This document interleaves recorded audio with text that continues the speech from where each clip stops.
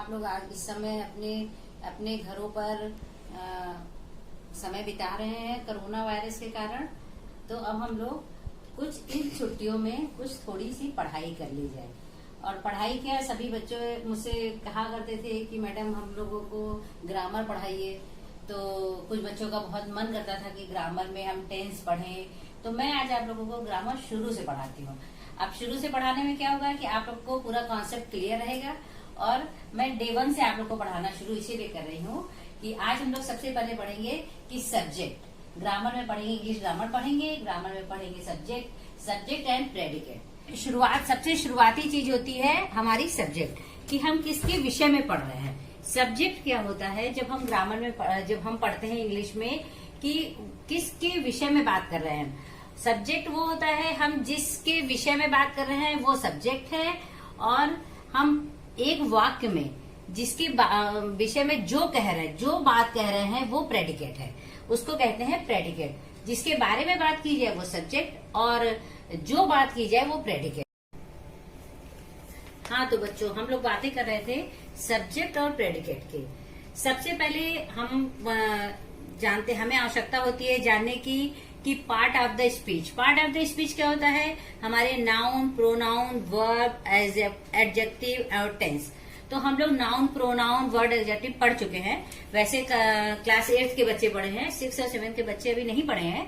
तो 6 और 7 के बच्चों को पार्ट ऑफ स्पीच मतलब नाउन, प्रोनाउन बताने के लिए उस पर भी हम लोग जाएंगे। लेकिन शुरुआत में हम लोग सब्जेक्ट के पास शुरू करते हैं कि सब्जेक्ट अर्थात विषय, जिसके बारे में कुछ बोला जाता है। Subject in a sentence the person, place, things or idea we speak about is called the subject. जिस वाक्य में जिस व्यक्ति के बारे में, जिस जगह के बारे में, जिस वस्तु के बारे में हम जो भी कुछ बोलते हैं, जिसके बारे में बोलते हैं वो होता है सब्जेक्ट। और प्रेडिकेट क्या होता है, प्रेडिकेट वो होता है हम सब्जेक्ट के बारे में जो बात कहते हैं, what we say about the subject in the predicate. हम लोग सब्जेक्ट के बारे में जो बात कहते हैं वो होती है प्रेडिकेट। अब जैसे इसका उदाहरण है, ऑनेस्टी पे इन द लॉन्ग रन। ईमानदारी लंबे समय में काम आती है, मतलब आगे आने वाले समय में आपके काम आती है। तो ऑनेस्टी आपकी हो गई सब्जेक्ट और पे इन द लॉन्ग रन हो गया आपका प्रेडिकेट। सब्जेक्ट के बारे में जो बात कही जाए वो होती है प्रेडिकेट। ठीक हो? हाँ, अब इसमें देखिए, इसमें ऑनेस्टी क्या है, सब्जेक्ट है। सब्जेक्ट में क्या है, एक आइडिया है। जैसे सब्जेक्ट आइडिया, इसमें आपने लिखा है कि सब्जेक्ट में आइडिया भी आता है।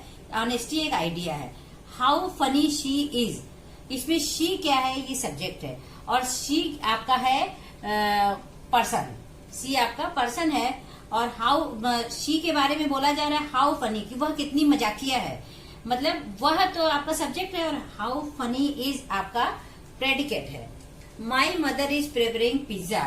माई मदर मेरी माँ सब्जेक्ट हो गया, इज प्रिपेयरिंग पिज्जा पिज्जा बना रही है, ये आपका प्रेडिकेट हो गया। मतलब वाक्य में जिसके बारे में बोला जाता है वो है सब्जेक्ट अर्थात विषय। और जिसके जो बात कही जाती है विषय के बारे में वो होता है predicate. The Gita is a holy book. Gita हमारी वस्तु है, थिंग। गीता जो हमारी बुक है, हमारा एपिक है, वो थिंग है, वस्तु है। इज अ होली बुक, पवित्र पुस्तक है। तो गीता आपका सब्जेक्ट है, इज अ होली बुक आपका प्रेडिकेट है। India is a republic. जैसे India is a republic, Bharat एक लोकतांत्रिक देश है।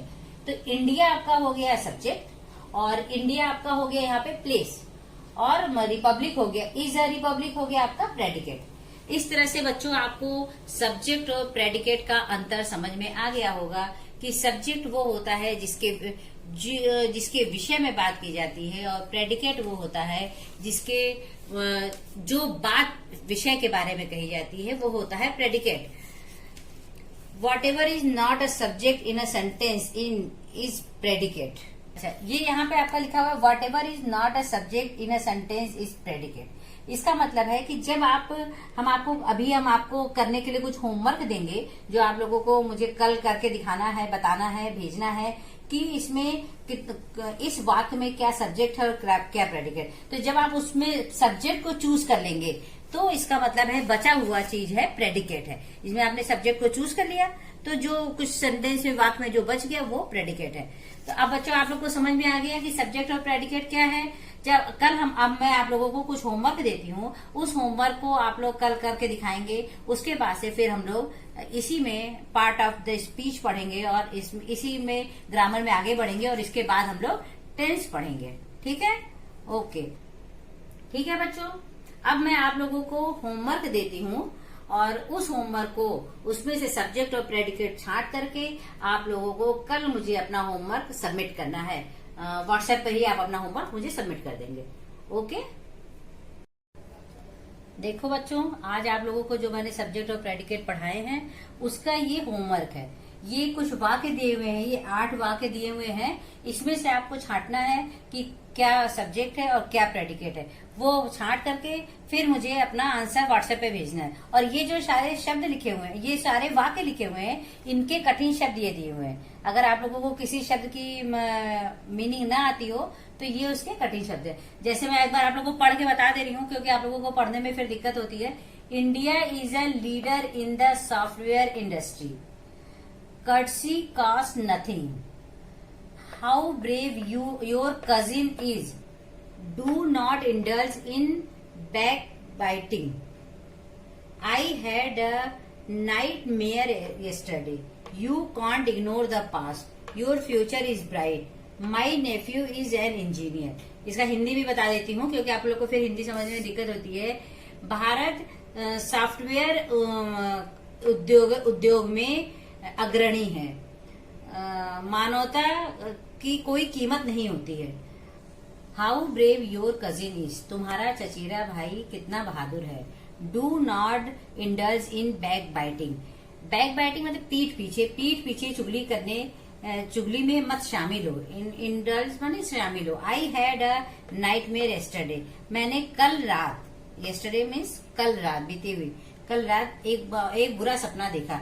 You can't ignore the past. तुम अपने अतीत को, बीते हुए कल को भूल नहीं सकते हो या उपेक्षित नहीं कर सकते हो या उसको अनदेखा नहीं कर सकते हो।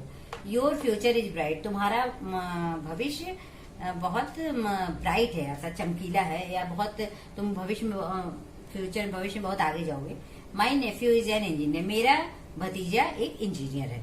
ठीक है, और बच्चों जो कठिन शब्द नहीं समझ में आए आप लोगों को वो मैंने कठिन शब्द यहाँ पे लिख दिए हैं और इसमें आप लोग हमको सब्जेक्ट और प्रेडिकेट छांट करके कल हमारा अपना होमवर्क भेजेंगे। ओके, और बच्चों आप लोग अपने आसपास रहे